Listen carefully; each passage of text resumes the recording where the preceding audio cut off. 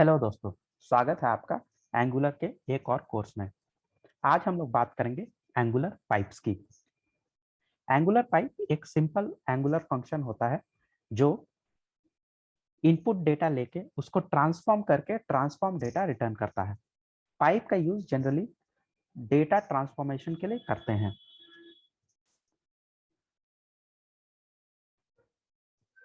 Pipe useful इसलिए होता है कि उसे हम एक बार डिफाइन करते हैं और उसे पूरे ऐप में कहीं भी यूज कर सकते हैं।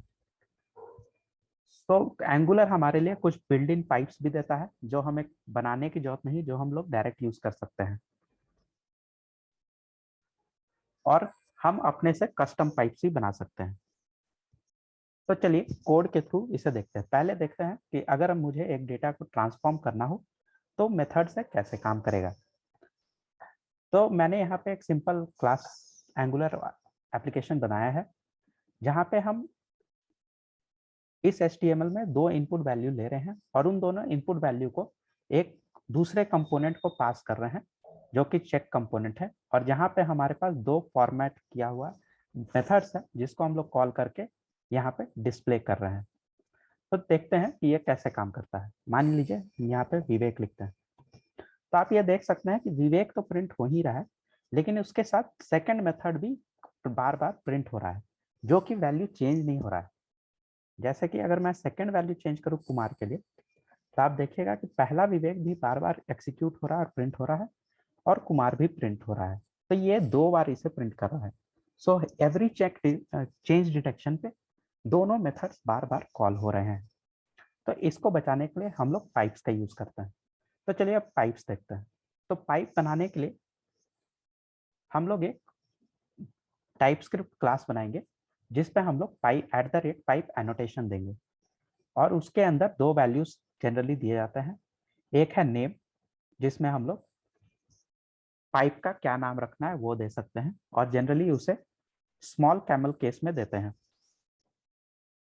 उसके बाद एक पैरामीटर है जो ऑप्शनल है कि अगर आप इस पाइप को प्योर रखना चाहते हैं या इम्प्योर रखना चाहते हैं।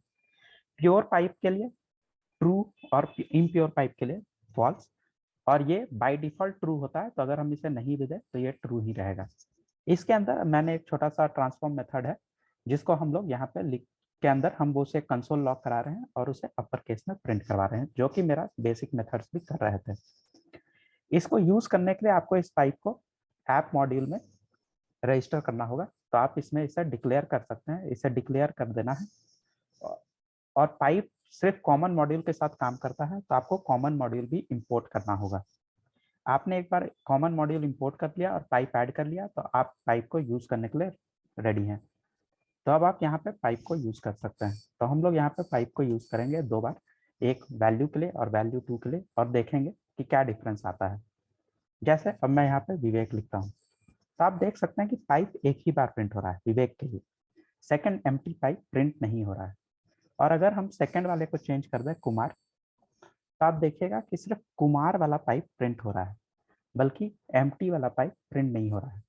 और इसको बेटर देखने के लिए हम ये फंक्शन को हटा देते हैं अभी के लिए।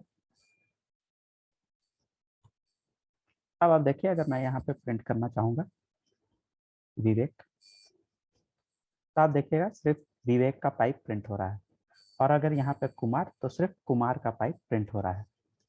तो ये एक बेनिफिशियल है परफॉर्मेंस के लिए, जहाँ पे पाइप सिर्फ तभी कॉल होता है जब वो वैल्यू चेंज हो रहा है जो पाइप को पास किया गया है, ना कि एवरी चेंज डिटेक्शन पे कॉल हो, बल्कि फंक्शन एवरी चेंज डिटेक्शन पे कॉल होता है। अब सेकंड चीज देखते हैं कि मान लीजिए इस पाइप को हम लोग इम्प्योर पाइप बनाते हैं, उसके लिए बस यहाँ पे फॉल्स कर देते हैं, तो ये एक इम्प्योर पाइप बन गया। इम्प्योर पाइप बन जाने से का मतलब ये है कि ये एक्चुअल में एक फंक्शन की तरह काम करेगा।